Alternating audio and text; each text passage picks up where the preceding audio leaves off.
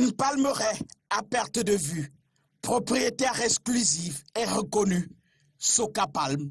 Le village Apou dans l'arrondissement d'Edéa 1er signe la colère cumulée des décennies de vie avec des palmiers plantés jusqu'à leurs portes.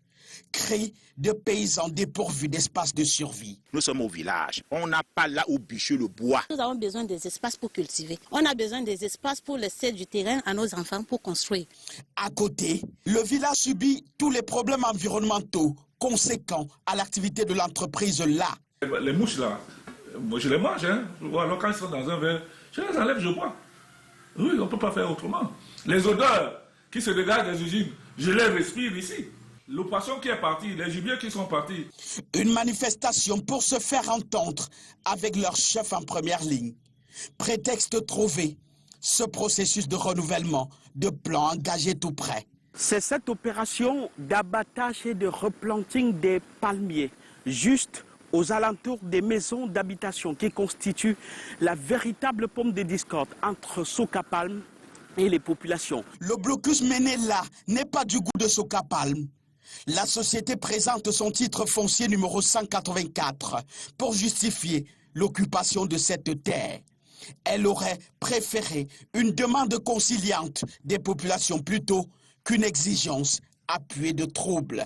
C'est le propriétaire du titre foncier qui peut décider d'un morcellement et ce n'est pas une obligation.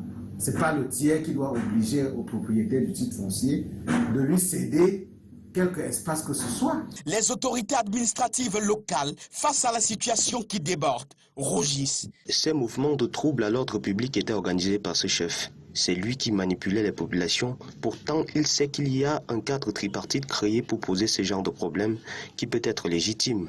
Mais nous ne pouvons pas tolérer le trouble à l'ordre public.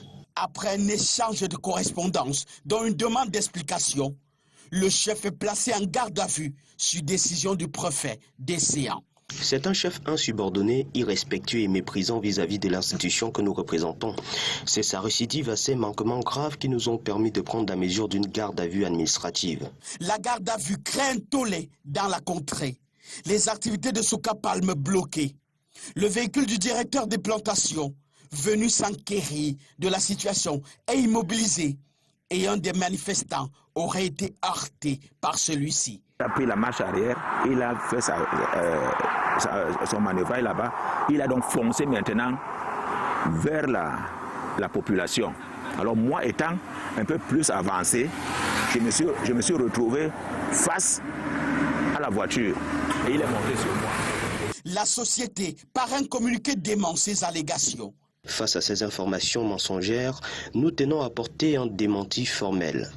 Conduit à l'hôpital régional annexe d'Edéa, il y ressort le même jour après les examens pris en charge par Soka Palm.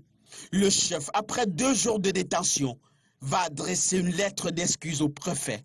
Monsieur le préfet, je vous présente mes sincères excuses ainsi que celles des membres de ma communauté pour ces débordements.